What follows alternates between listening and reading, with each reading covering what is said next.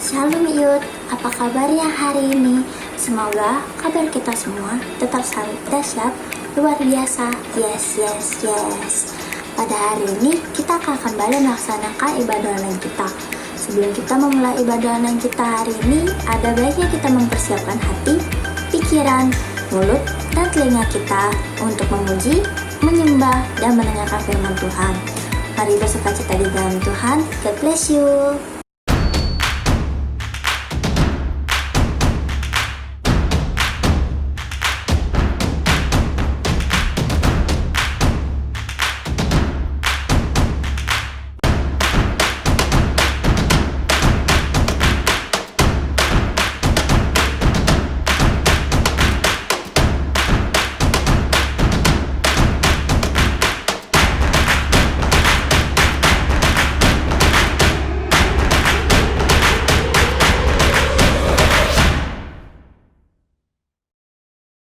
Shalom teman-teman. Shalom. Saya percaya kita ada di sini dengan hati yang sukacita. Amin. Amin. Dan kami percaya dua atau tiga orang berkumpul nama Tuhan dipermuliakan tempat ini. Amin. Amin. Ya, setiap kita yang percaya, kita yang antusias, ayo kita nyanyikan lagu ini. Amin.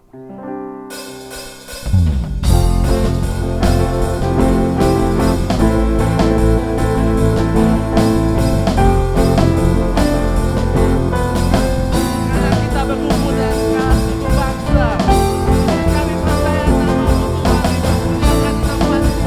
Amin. Come on, tiba saatnya Tiba saatnya kami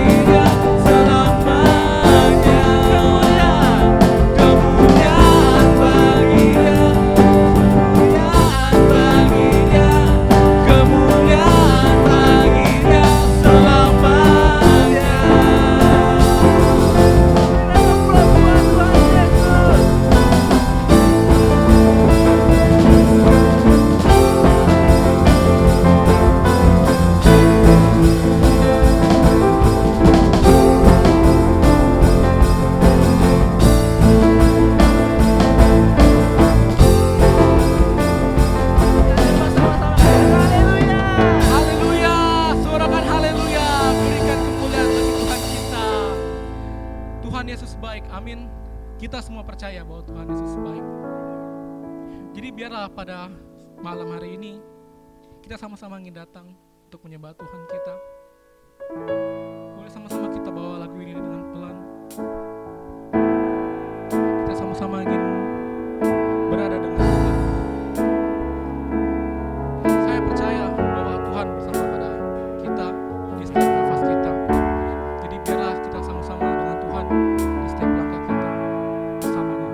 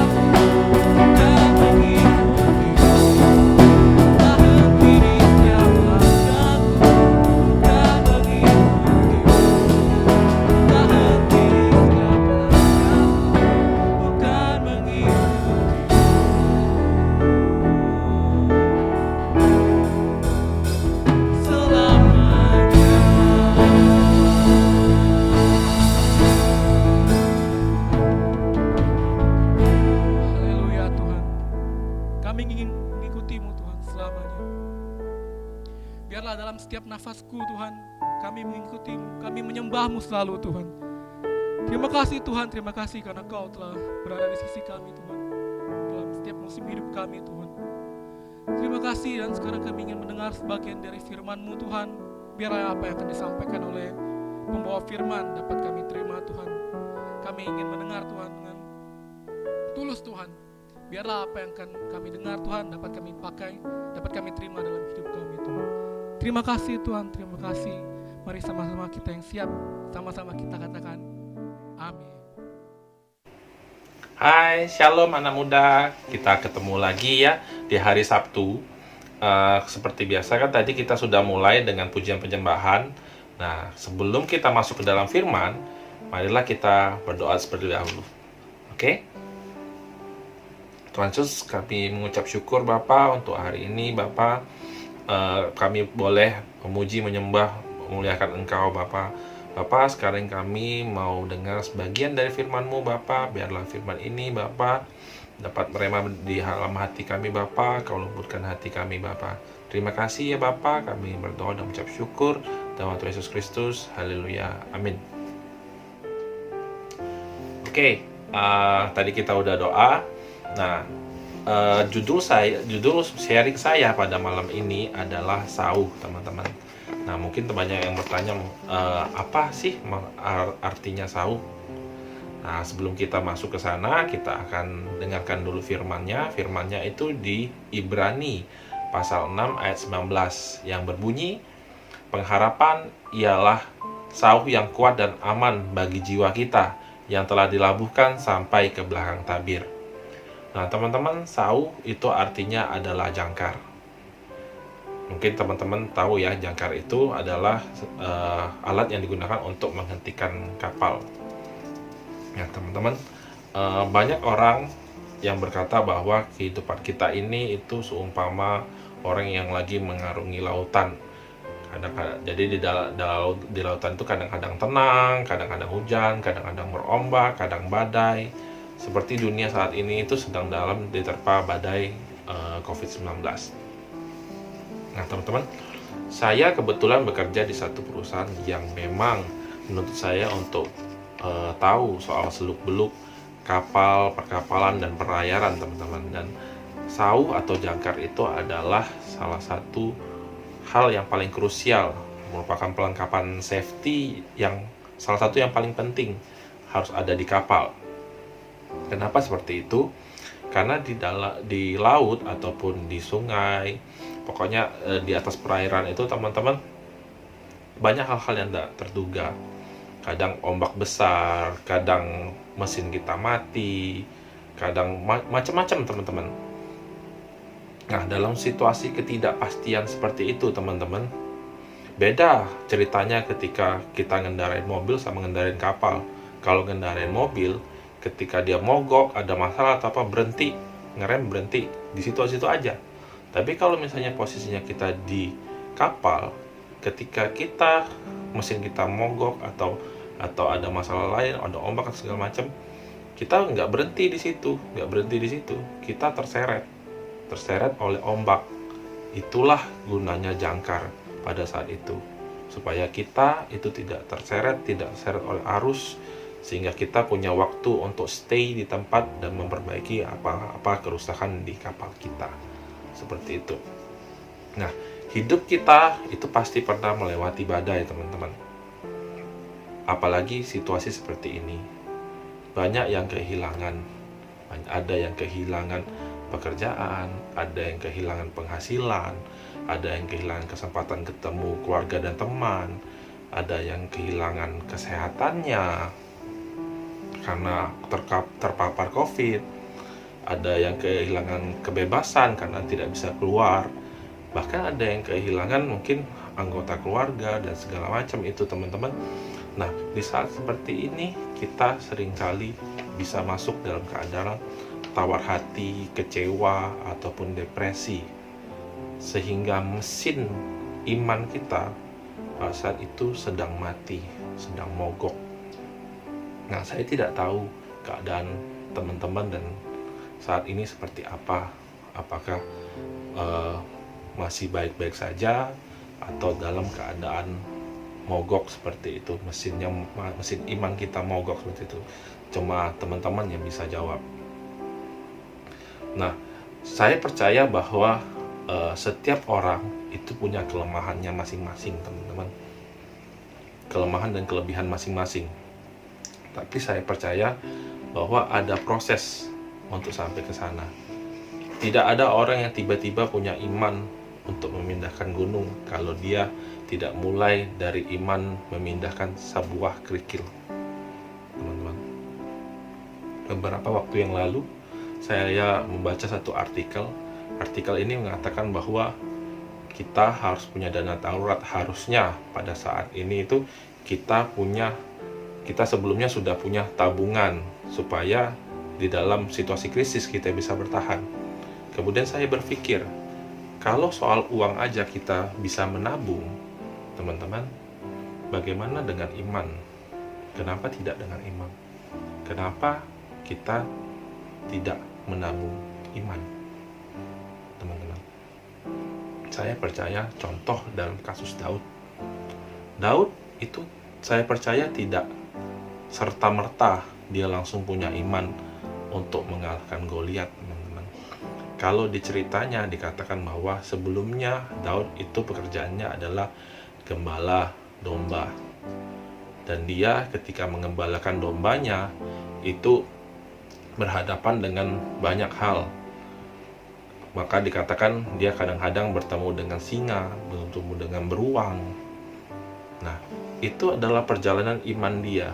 Ketika Tuhan meluputkan dia dari yang terkecil, mungkin pertama kali dia ketemu mungkin musang, kemudian naik lagi ke serigala mungkin, baru ke beruang, baru ke singa, dan kemudian sampai ke yang paling besar, Goliat.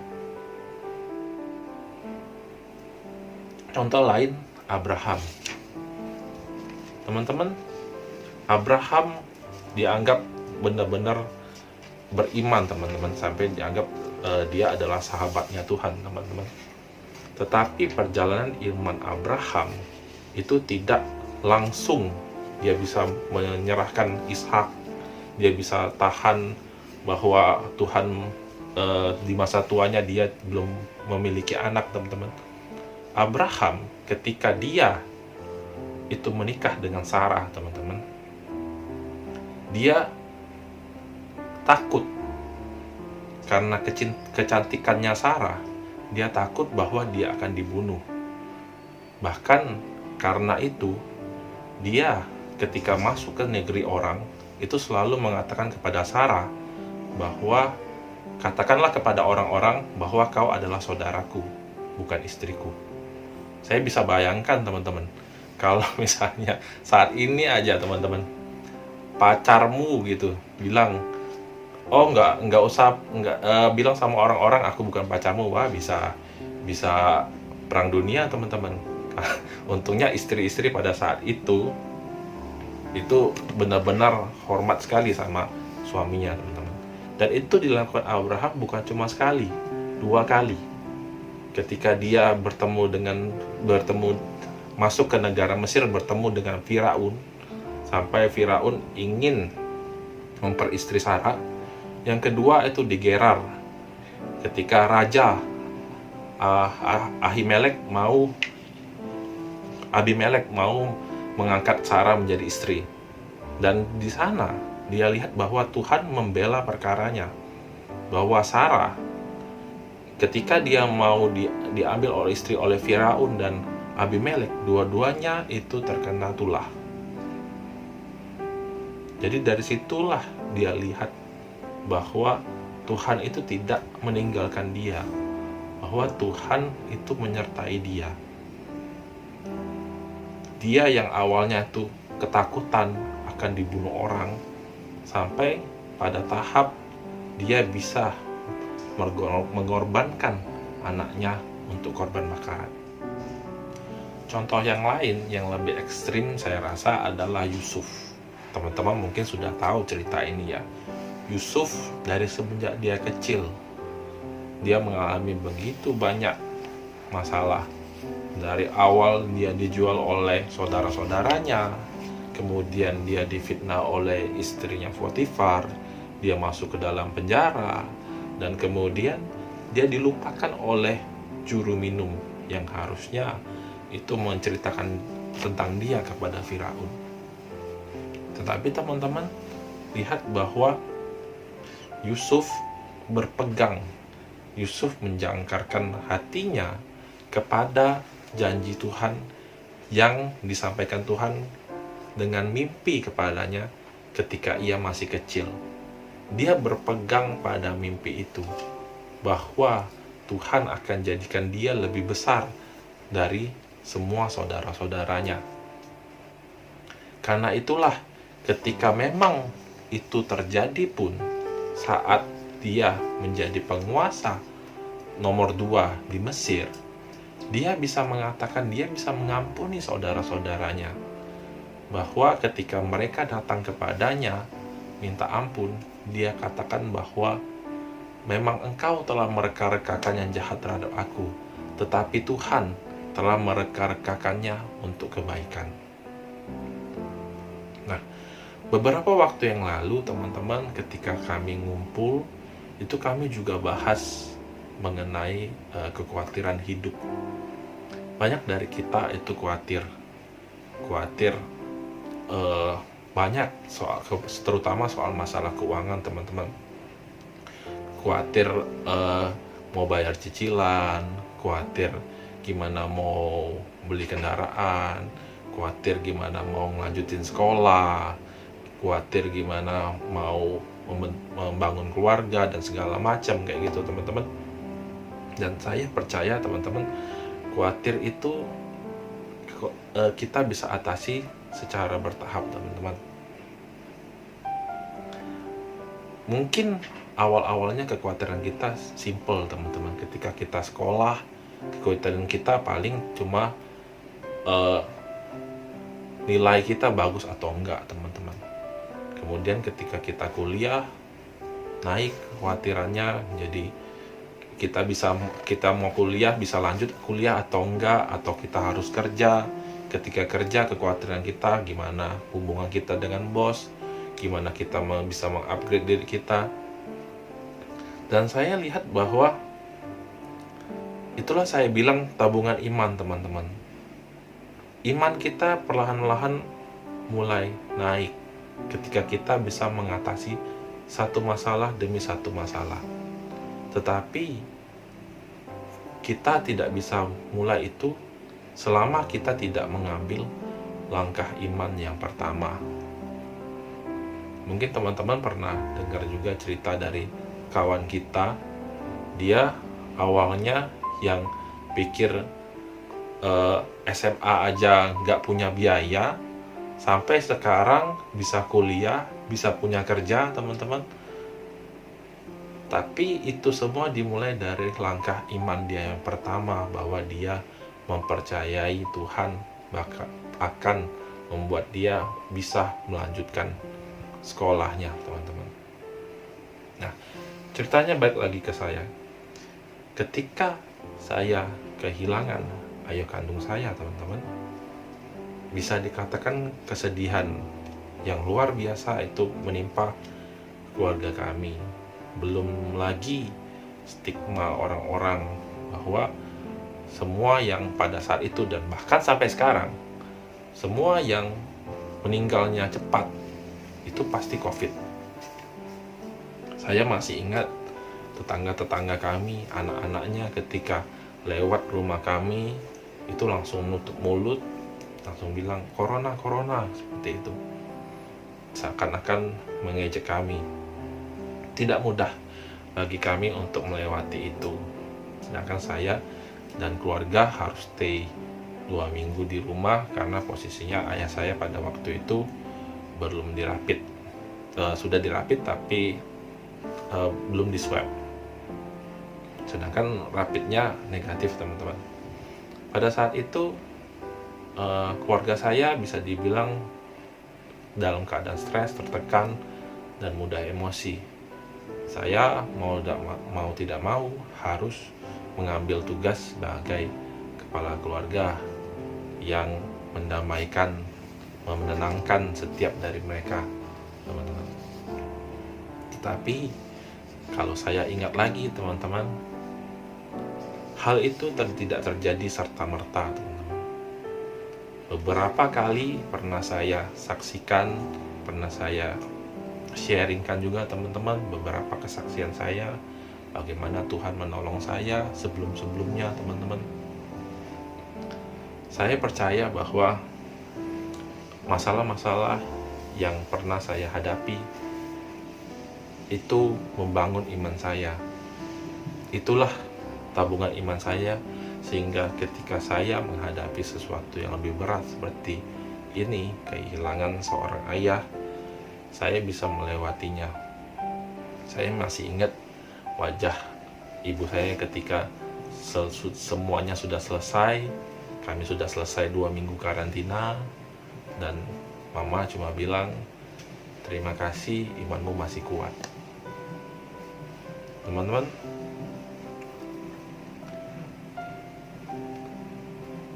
firman Tuhan yang saya sampaikan dalam sharing-sharing saya, teman-teman, firman itu seperti pedang bermata dua, teman-teman. Ketika saya sharingkan mengenai bagaimana Tuhan menolong Timotius, bagaimana Tuhan menolong Daud, bagaimana Tuhan menolong Raja Yosafat, ketika saya lagi ada masalah, itulah reminder saya. Saya puji Tuhan bahwa di situasi sulit seperti ini, mungkin banyak orang itu goyah, teman-teman. Banyak yang menjangkarkan hatinya itu bukan pada firman Tuhan, teman-teman. Seperti contohnya beberapa hari yang lalu saya membaca satu berita bahwa ada sepasang remaja itu yang bunuh diri dengan loncat ke Sungai Musi hanya karena tidak diperbolehkan untuk pacaran. Mereka masih SMA kelas 2 kalau nggak salah. Hal simpel, teman-teman, padahal mereka tidak pacaran pun mereka masih bisa temenan. Hal sesimpel itu pun bisa membuat mereka sampai memutuskan untuk mengakhiri hidup mereka, teman-teman. Ada orang yang menjangkarkan hatinya hanya kepada orang lain. Jadi ketika dia merasa tidak bisa mendapatkan orang itu,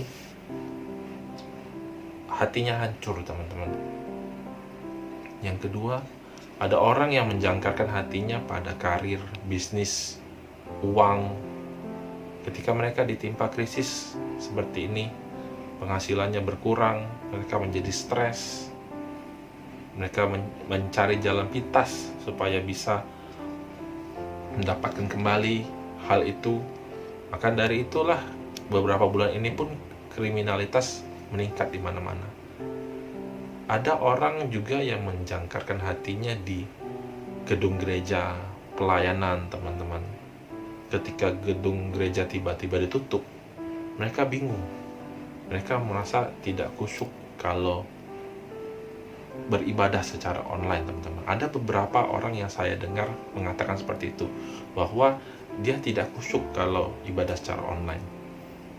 Beberapa hari yang lalu, teman-teman, saya baca ada satu pendeta, dia mengatakan seperti ini. Ada orang yang menanyakan kepada dia, kapan gereja buka? Dan dia katakan, kapan gereja pernah tutup? Gereja tidak pernah tutup, katanya. Selama masih ada orang yang membagikan firman, membagikan Injil, itulah gereja. Saya lihat kata-kata ini luar biasa, teman-teman. Bahwa seharusnya kita tidak menggantungkan diri kita cuma kepada gedung-gedung gereja. Nah, terakhir, apakah teman-teman itu menjangkarkan hati teman-teman pada saat ini pada firman Tuhan, pada janji-janji Tuhan? Jikalau iya, seberapa dalam sudah tertancap. Teman-teman, kekuatan jangkar itu terletak pada seberapa dalam dia menancap. Kalau dia tidak kuat, lepas juga teman-teman. Nah, teman-teman mungkin pada saat ini engkau berpikir ketika engkau kalau dulu kami sering disuruh ngapal ayat-ayat firman, terus nyanyi-nyanyi lagu rohani, itu sesuatu yang sepele teman-teman. Ngapain? Alkitab ada, bahkan sekarang Alkitabnya Alkitab elektronik. Mau lihat yang mana aja ada, tinggal search aja seperti itu di HP, tinggal buka. Tetapi teman-teman, ketika kamu menghadapi masalah yang berat, teman-teman, doa sulit, baca firman sulit, teman-teman. Firman itulah remindermu, teman-teman.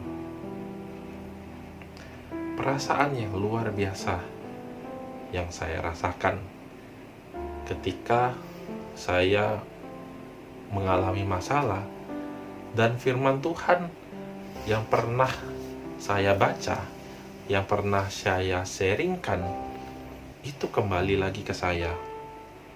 Firman itu menopang saya, teman-teman. Menahan saya supaya tidak goyah. Saya masih ingat betapa luar biasanya perasaan saya ketika doa saya itu dijawab, dan dijawabnya dengan satu ayat yang saya sendiri sharingkan beberapa minggu sebelumnya. Dan ayat itu adalah sampai sekarang jadi ayat favorit saya. Ayat itu ada di 1 Samuel 17 ayat 45. Itu adalah kata-kata Daud kepada Goliat. Jadi teman-teman, biarlah kita pada malam hari ini itu tidak memandang firman Tuhan yang kita baca, yang kita hafalkan, yang kita dengar, itu sepele, teman-teman. Baiklah kita semua pada malam hari ini belajar untuk bisa mengcounter masalah-masalah yang kita hadapi dengan firman. Biarlah seperti jangkar itu, firman itu menancap di dalam hati kita, sehingga ketika kita dapat masalah, ketika kita kena badai masalah di dunia ini, kita tidak goyah. Mulailah hari ini, teman-teman, mulailah dengan langkah kecil. Bisa dengan menghafalkan 1-2 ayat, bagikan teman-teman. Percayalah, itu tidak akan sia-sia. Oke teman-teman, demikian sharing saya malam ini.